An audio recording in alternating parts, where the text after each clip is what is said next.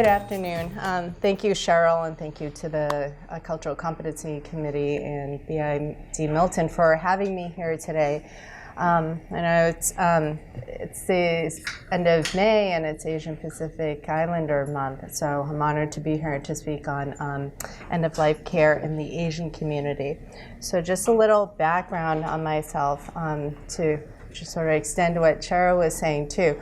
I myself am Chinese American. I was born in Chinatown many years ago, moved to Quincy in '85, and when I was a teenager, I took a summer trip to Hong Kong, and my mom is from Hong Kong, and that's when I realized I was Chinese, in addition to being American. And that was when I decided, coming back to America after that summer, I was going to be working and serving the Chinese American community in Boston, Massachusetts. So having grown up in Chinatown, I knew some of the organizations, and when I went to college, I decided to major in Asian American Studies at UMass Boston, and I called up every organization, healthcare, social service organization in Chinatown to see if there was a job for me when I was in college. I ended up working at a Chinese senior center, and then I moved on to work in nursing homes, to establish the connection between the Chinese nursing home and the community. Then I established Asian programs in home care, hospice, and right now working with a funeral home right in Quincy regarding meeting the needs of the Asian community, specifically Chinese. Now, I'm using Asian very loosely, but I'm speaking specifically in regards to the Chinese culture today. So the cultural beliefs around death and dying will be in regards to the Chinese community today. And I welcome questions during the presentation at any time. Do not feel the need to wait till the end of my presentation. So feel free to raise your hand at any point, okay? Let me see how this. So this presentation is going to be about providing compassionate end-of-life care in the Asian community, working around with cultural beliefs around death and dying. So I'm going to be speaking specifically around end-of-life care, so hospice and also funeral care today. So this is just some of the demographics of the Asian Americans in Massachusetts. Based on the US Census 2010, the total population in Massachusetts was 6.5 million. Total Asian population was about 350,000. There was an Asian growth and increase in those 10 years, and we're going to see more of that, specifically around the South Shore area. And the current census, based on 2018 actually, total population was about 6.9, total Asian population 404,000 with an Asian growth of about 55,000 individuals. A lot of, we're using Asian population very loosely.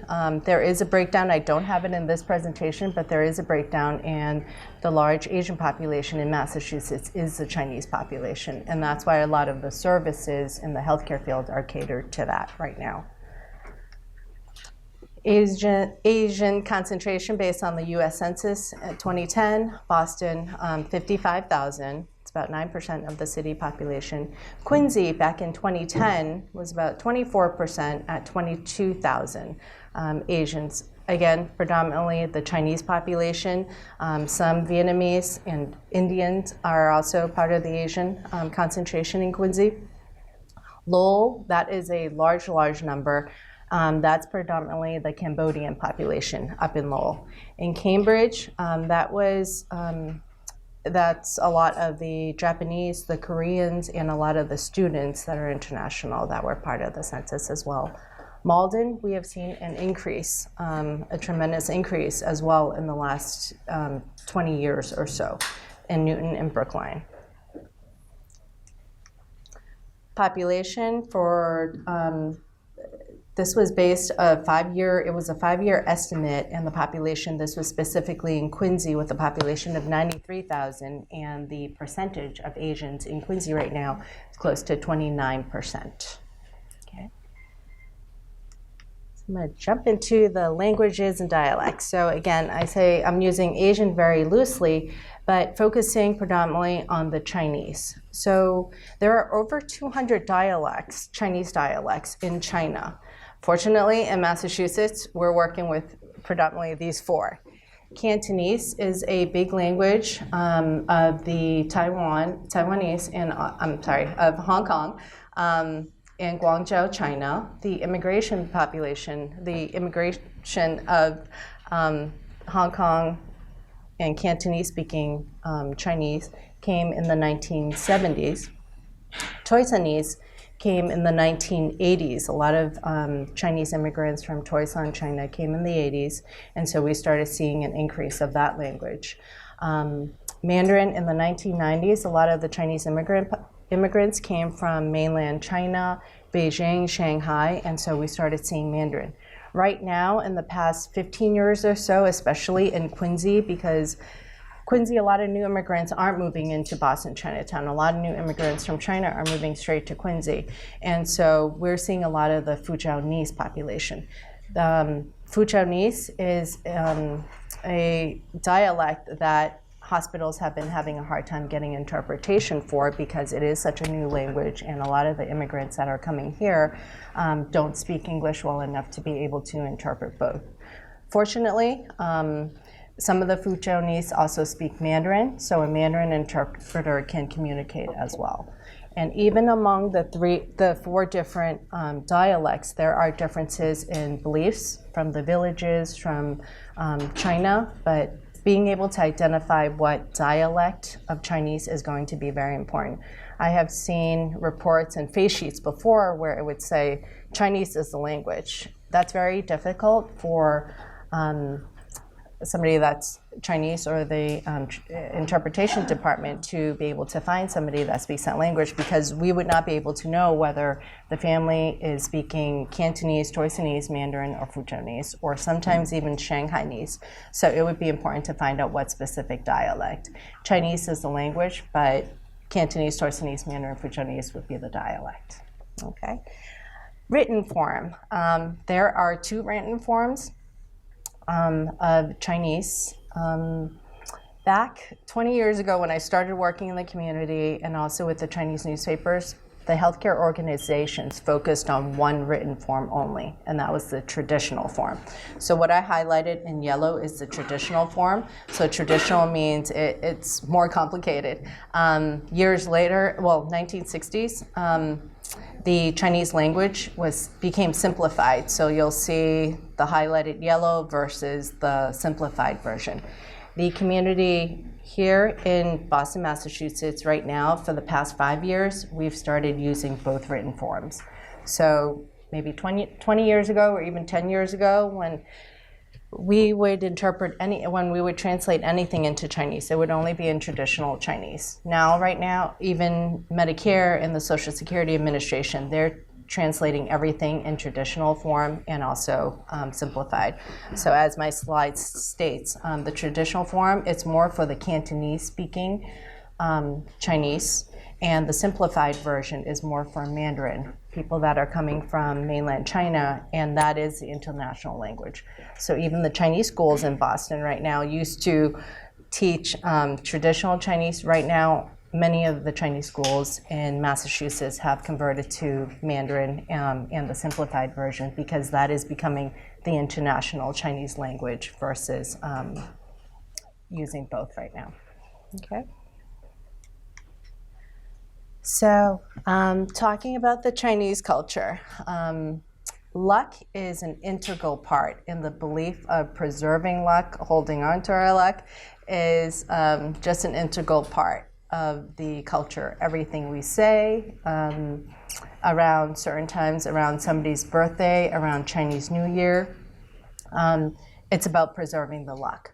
So that symbol, it is the symbol for fortune, for prosperity. It's pronounced folk. You'll see those hanging on the doors of some Chinese households. You'll always see a Chinese household with a calendar with that character. or a symbol, because we want that in our homes. Sometimes you'll see that sign hung upside down because that means fortune will fall upon the home. We also reserve the color red as a lucky color in our culture. So again, around baby births, birthdays, birthday celebrations, weddings, we use the color red. So around Chinese New Year, you will see red all around.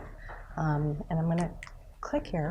So this is just a sample of some of the homes, the thresholds of homes, and homes in China. Also here in Quincy, you'll drive by some homes and you'll see the symbol and it's hung. All of these are good greetings, good blessings for the home. Okay. That's what. Yes. What about the bottom one, the taboo, the numbers and stuff? Yes, so I want to talk about that. So also in our culture, what's very important is what we say. So when we say it phonetically, anything is going to be very important. So in our culture, the number 4 is actually bad luck. We don't use the number 4, and you don't use, in homes, for example, if there's a 4 in the number, we don't like that, because when we say 4 in Chinese, it's pronounced say, and when we say death in Chinese, it's also pronounced say. So it sounds so close that's why the number 4 is a taboo in our culture. So even in parts of Asia, you'll see in the elevator, there is no 4th floor, there is no number 14, no 14th floor or 24. In the line of work that I am in right now in the funeral care, and I'm going out with some families to look at plots at cemeteries. People do not want plot number 4, 14, 24. It is just not well received in our culture. So even with license plates, I'll tell you a story. So when I was getting my first license plate, I went to Chinatown, the RMV, and I said, I'd like a license plate, but I don't want 4. I want something with 8 in it, because 8 is lucky in our culture. And the person at the RMV said, you're not going to get that. This is Chinatown. This is all I have left. So I had to go to another RMV. So you'll see license plates with 888. You'll see 88 supermarket. You'll see restaurants, 88 restaurant, for example. It's because the number 8, when you say it out, is very similar to prosperity and fortune. And so we don't like the number 4. And another example I had is when I was in hospice care and I was doing interpretation for a nurse. And the nurse was filling up the syringes with morphine, and she filled up 4 syringes. So I interpreted that for the wife of the patient, and she was an elderly woman, and she was very upset. And she said, you should know better. You're Chinese. I don't want 4. Either release one of those syringes or give me another one. And I said I did know better, but I was doing the interpretation. But the fact that we are very sensitive to the number 4 when an elderly is passing. If somebody is sick, so in the hospital, we try not to use that number. The number 8, by contrast, is also, like I said, very prosperous and fortunate. The lucky for health, the lucky numbers are 3 and 9, because when we say 3 in Chinese, it also sounds like birth. So there's growth, and it's just it's healthier. So it's a revitalization almost. Number 9 is very lucky because when we say it, it means longevity. So in weddings, we'll use the number 8 sometimes. We'll use 9 because that means the couple will have a long marriage. And so for phone numbers and healthcare programs that I've established in different organizations, when we're looking for a Chinese line or we're looking to develop a program, I'm trying to find phone numbers with 39 in it or 93, for example. Yes, please. My mother's Korean, and for birthdays, we always had to have spaghetti because the noodles have the long leg. Yes, exactly. So that in the Chinese culture as well, if there is a birthday celebration, we always have to have noodles as part of that banquet meal or that dinner, because the length of the noodle is also the length and longevity of the person whose birthday it is. So that is something that is extremely sensitive in the healthcare world. So if you are seeing elderly patients or you're seeing family members come in, if for some reason you can avoid the number 4, that would be great. Wearing red is also something that if you are in healthcare, the very traditional Chinese do shun upon that. Another hospice case I had was one time I was scheduled to go to a Chinese banquet at night where we do wear red. It is our lucky color. But I wore that same outfit in the morning, and I was visiting a nursing home with a hospice patient, and I walked by. The patient was actively dying, and her husband was by her bedside. And I waved to him, we said hello, and I felt obligated to go in and say hello and chat a little more. Well, I had a bright red shirt on, and I went in, I did a quick read, but it was very obvious that it was disrespectful in some way. So gauging that, I had to gauge. After that situation, I started keeping a black shawl in my car because of that fact. So if you can, if somebody is end of life, actively dying, or if you're attending a Chinese funeral, for example, red is shunned upon. Red is reserved for good, lucky events. So one of the organizations I was working for, the company color was actually red and white. So when we started doing our Chinese literature, we added a splash of green into it, and we made green the main color for our Asian program out of respect. So keeping those things in mind. So the number 4 is not well received, and not wearing red, and also just recognizing that there will be patients that are sensitive to that, especially the traditional elders. Yeah. So again, some of the homes. So these are photos from traditional Chinese stores. If you go into the Kanman supermarket, the mall in Quincy, and you see the gift shops, and you may be wondering why there's so much red and all these red tassels and red greetings. It's because in our culture, especially around Chinese New Year, to bring in good luck for the rest of the year.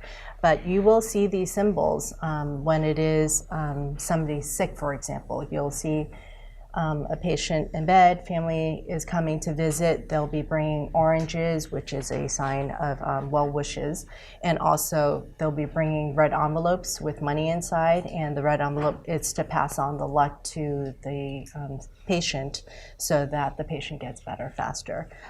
But these are, any Chinese supermarket will have this, but for you to understand, it's all based on luck. Okay. So again, these are some of the, this is one of the symbols of fortune. This is very, very common. And you flip it upside down if you want to hang it at home sometimes because you want fortune to fall on the home. Again, just some of the beliefs on death and dying, the importance of luck and saying good things. So it is on that same note, that means it's also taboo to talk about death, terminal prognosis, or end of life. So that is treated with extreme caution. So in the community, when we started talking about hospice care, we had to understand that the basis of it, of the luck, and even having that conversation, some families may take it as we're cursing them, we're jinxing them. So it needs to be tread with caution. So I'll go into more of that a little later. But cleansing of the sick. If somebody is sick, you may see very traditional Chinese family members coming in and bring pomelo leaves, which is like sage in the American culture, for example, to wash away some of the negativity. Gourds are also symbols of, and I have a sample over there on that bamboo plant. Gourds are also brought in to wish somebody good health as well. Red envelopes, like I've mentioned, with cash inside. And also oranges are some of the things that you'll see family members bringing in, all to bring luck to the person that is sick so that he or she will heal faster. So again, on that same note with understanding that luck and us affecting it, our job as healthcare professionals, once we understand that in the Chinese culture, luck, it needs to be preserved, it's also very important for us to proceed with caution in terms of not affecting that. So I'll talk a little about hospice. I'm going to go back to how to have those conversations, but I'll talk a little about hospice. The community in July 2016 was when we started addressing hospice care in the Boston Chinese community. It is not very prevalent in Asia. There are different parts of Asia in the Chinese culture. There's Taiwan, Hong Kong, and China. Taiwan is probably the country that has accepted hospice much more, and because it hasn't been accepted, there isn't an international term, a Chinese international term for hospice.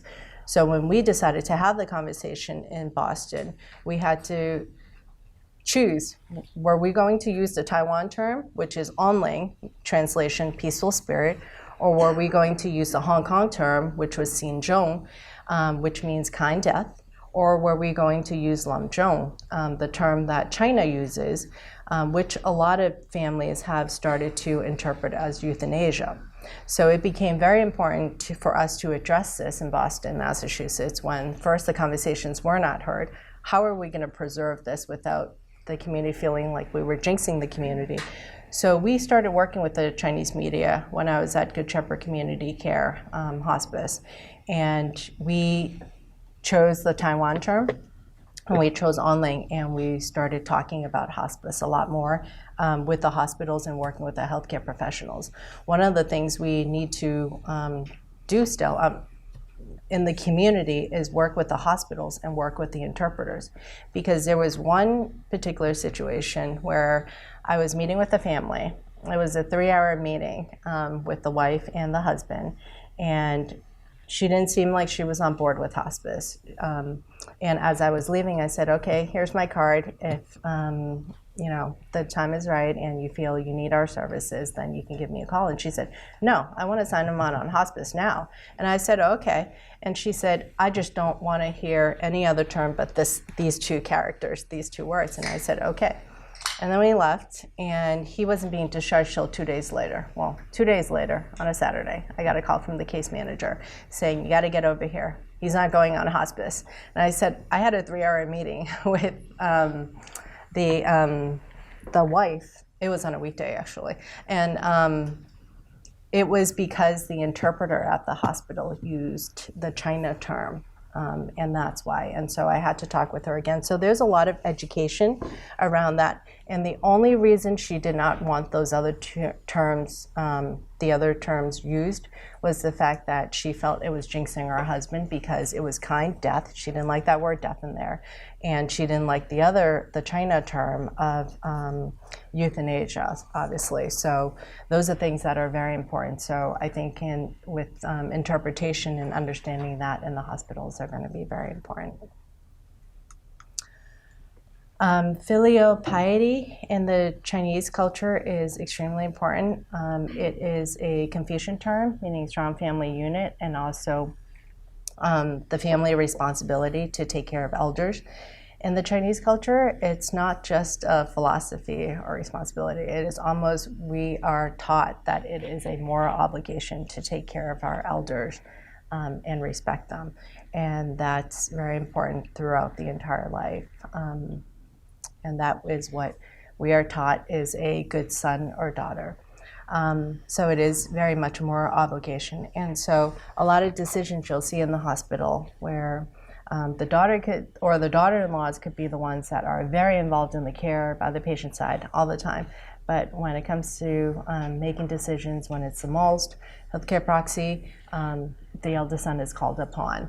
And that is the traditional belief of the Confucian philosophy of sons make decisions. So here's something I've noticed it when it came to hospice, especially in my work in hospice, is in the United States we talk a lot about patient right and autonomy and really informing the patient of his care and his condition. And I've also seen family members, a lot of times when I would be called upon by the case managers, social workers in hospitals and nursing home settings even, and they'll say, okay, the patient has 6 months or less prognosis, but they don't want the patient to know.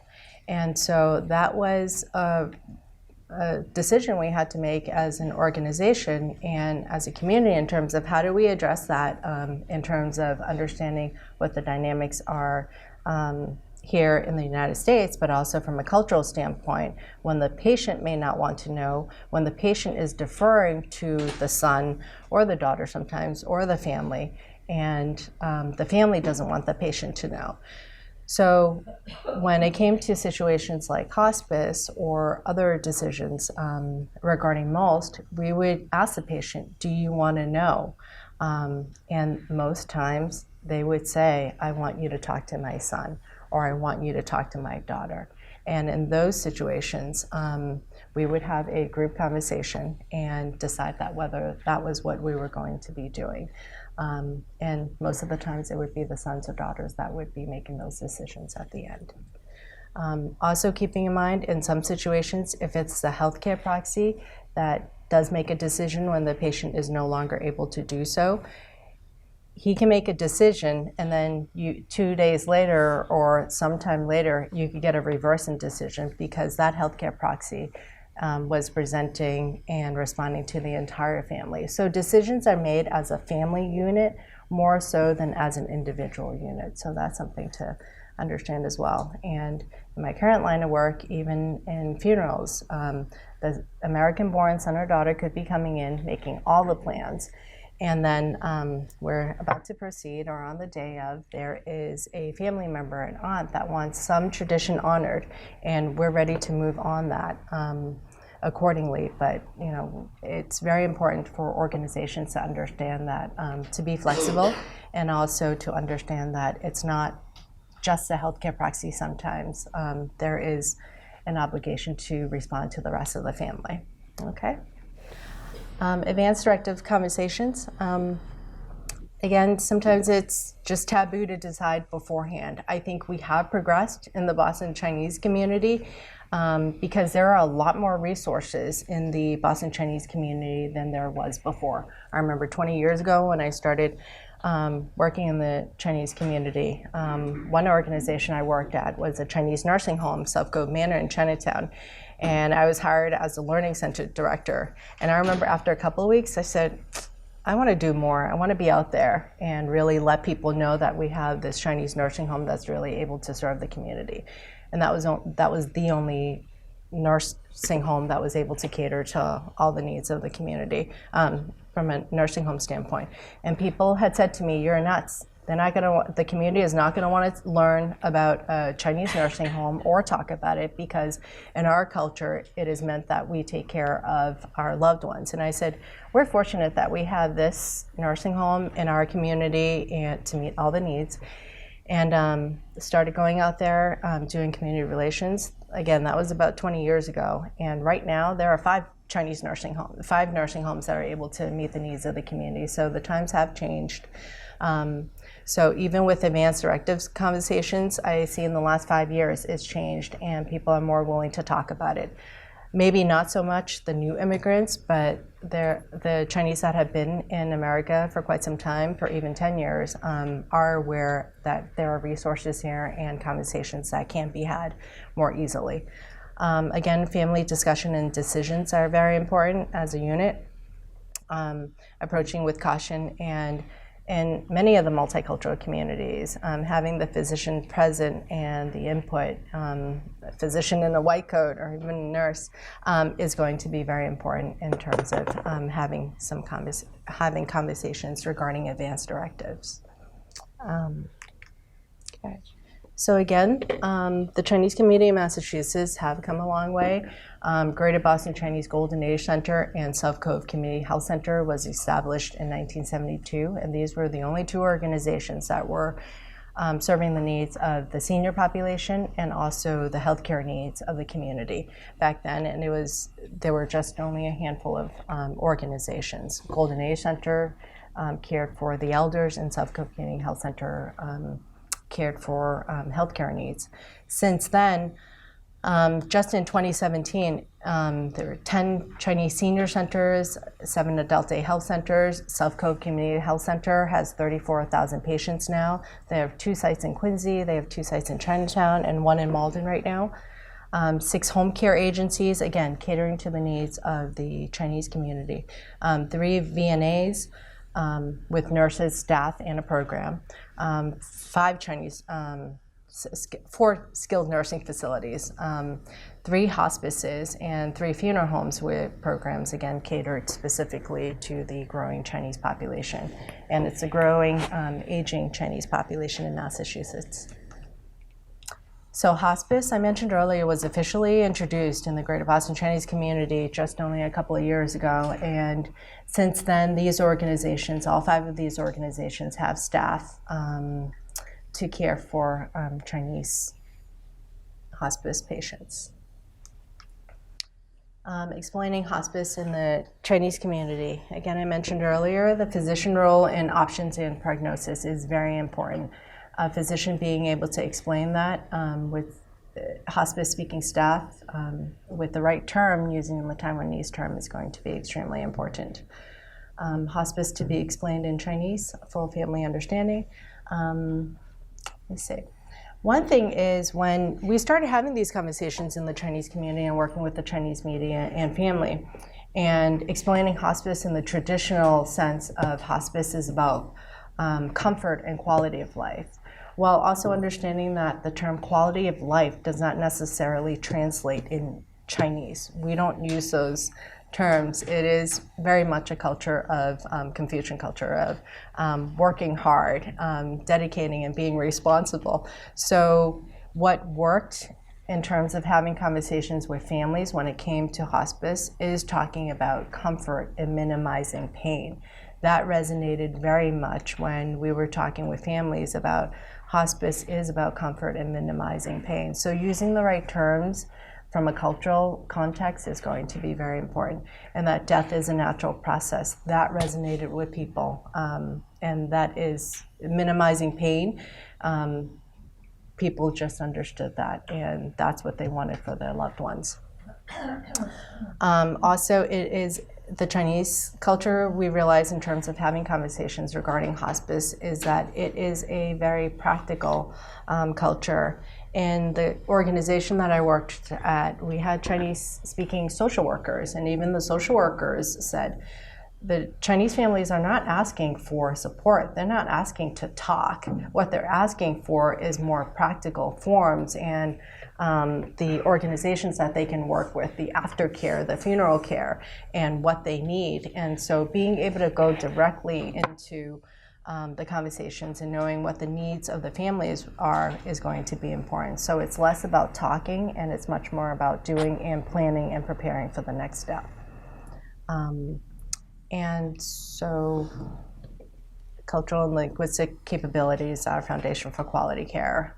So we understand that in that intimate stage of life. Some of the so these are some resources I offer you in terms of skilled nursing facilities with Asian programs. The top 5 actually is what's present now. South Cove Manor is in Quincy. Quincy Health. So South Cove Manor is an all-Chinese nursing home that's able to meet the needs of all cultures, but it is fully with food and staff and language. Quincy Health and Rehab. So these 2 are very close to Milton, and we have KON Brookline in Brookline, Parkway Healthcare, Chetwynd Healthcare in Newton is a Next Step organization, and that is they have a brand new Chinese program. And when I say these organizations have Chinese programs or Asian programs, it means that they have the staff and they're dedicated in terms of hiring more staff and also food-wise, and they are committed to meeting the cultural needs by learning more about the community. St. Joe's Rehab is a Vietnamese, they have a Vietnamese program there, and that's right in Dorchester. So hospices with Asian staff, and this I list by proximity, close to here. So Seasons Hospice down the street, they've been seeing more Chinese as well. Good Shepherd Community Care, Beacon Care Dimensions, and First Choice. So these are 5 hospices that are committed to meeting the needs of the Chinese community. And funeral homes with Asian services, and so Hamel Light and Chapel, right here in Quincy.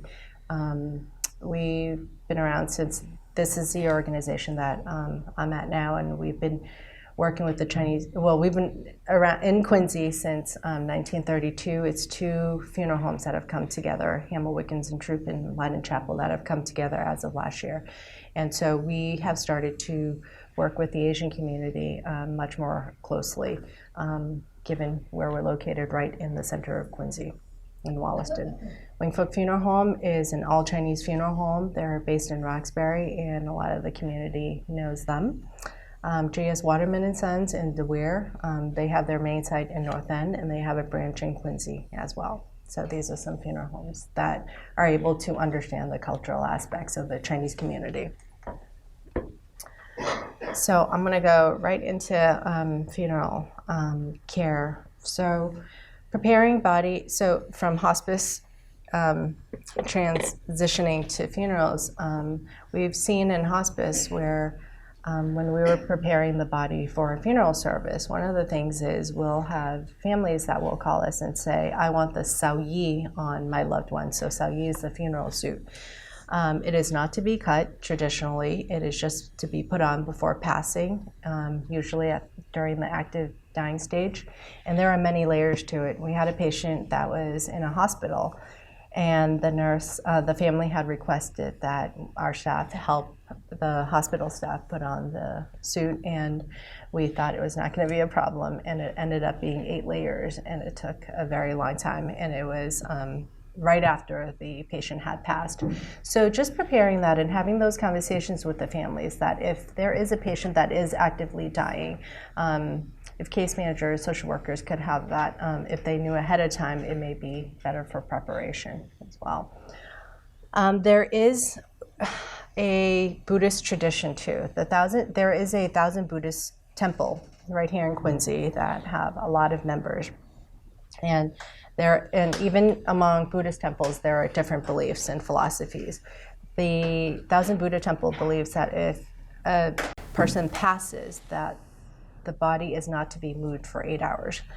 We've seen family members go into nursing homes and beg the administrators and the executive staff to not move the body for 8 hours because any movement will cause pain. I don't know if you've seen that here at Milton in terms of somebody passing, and because of cultural beliefs, religious beliefs, they do not want the body moved for 8 hours. So with the particular cases with the nursing homes, there's one particular nursing home that have compromised that a little and have allowed 5 hours. But as a hospital, being so close to Quincy, if you're seeing a lot of members from the 1,000 Buddha temple, for example, or some of the having very traditional Buddhist beliefs, you may be getting those requests, and to think about how you want to honor that, if so. So also, as part of funeral preparation, families, when they are planning, they do ask for overnight vigils. That's also part of the filial piety, to honor the loved one. And it means bringing in Buddhist monks and also the family sitting at the funeral home, and they're just doing the chanting, they're on their knees, they're praying for a smooth passing into the next life. Okay, so some of the traditions with Chinese funerals is that, and traditions really differ on where or what part of China a loved one is from. And right now, being in America, we see American-born Chinese coming in, and they may want some of those traditions, but not all. And the key to it is really listening to the family and seeing what they want and what they're comfortable with. So when a Chinese person passes, many times the families will be consulting the Chinese almanac to look for good burial dates or good cremation dates, or they could be reaching out to a shaman, for example, to see what dates would be good for burial. Going to a Chinese funeral, like I said earlier, red is reserved for good, happy, lucky occasions. And so on the contrast with funerals, white is the traditional funeral color. So red envelopes are given when it's happy occasions. Well, when you're attending a Chinese funeral, you could send flowers, or you could be bringing a white envelope with, and you can put money inside as a gift to the family. Attendees can wear black here in America because it's really been modernized now. In Hong Kong, for example, white is still the traditional funeral color. And funeral homes that do work with the Chinese population will always have white envelopes prepared at the front door for you to put money in and write your name on the front so the family will know who it's from. Also with greeting cards, for example, if you are sending a sympathy card, try not to send it in a red envelope or a pink envelope. It should be white. Okay. Traditional Chinese funerals also, when we send flowers, for example, you'll see on the top left corner, you'll see the flowers. There are white ribbons sent, and that's where we put our greetings when we're sending flowers of sympathy to a funeral. Also, when you're putting any money into the white envelope, it's usually an odd number because anything that's even numbered is given for lucky occasions, birthdays, and also weddings. But if you're going to a funeral, if you're giving $50, if you're planning to give $50 to as a gift, it should be 51 or 53, for example. Okay. Also, we burn a lot of joss paper and paper money, paper cars, paper houses, and paper electronics to send off as a gift to the person that has passed away. So we do that during the funeral service. Okay. And anybody that attends a Chinese funeral, you will in turn also receive a small white envelope that says lucky token on it. And inside is a coin and candy. The coin is meant to be spent. It's usually a quarter. It's meant to be spent before you go home. And that's to spend away the bad luck from attending a Chinese funeral. And the candy is meant to be eaten at the funeral to sweeten away the sadness. Okay, so I'm gonna just jump into this. And Qingming Festival, that is a big holiday in the Chinese culture. When I mentioned filial piety and us honoring our elders, it is also honoring our ancestors and the deceased. So twice a year in April and also in September. April is Qingming Festival, where Chinese family members will gather together, go to the cemetery, and we do the incense, we do the bows, we bow 3 times to the deceased, and we bring a meal there. So whether we're bringing Chinese buns, we're bringing food, some families even have picnics at the cemetery. And so around April time, it's usually around April 4th or 5th, around that weekend, you'll see the cemeteries that have Chinese plots or areas filled with families, and it's a reunion time for us. And in September, we also do tomb sweeping, where it's our obligation as a family to go and sweep the tombs and headstones of our deceased ancestors. So these are just some of the pictures. Again, the flowers on the top right is some of the paper we burn during a Chinese funeral. That's considered paper money, so the person that has passed away has a lot to spend in afterlife. The picture on the bottom left, that's what we fold. We fold the paper into gold nuggets, for example, so that it's a way of honoring our ancestors. And on the bottom right is where a family of sons is carrying the picture. The oldest son is carrying the picture of his father and honoring him and escorting him to the afterlife. So on the same note of filial piety, it is also very important for us, not just at the cemetery or upon one's passing. In many Chinese homes, we do have an ancestral shrine. And sometimes it looks like this. In China, it looks like this.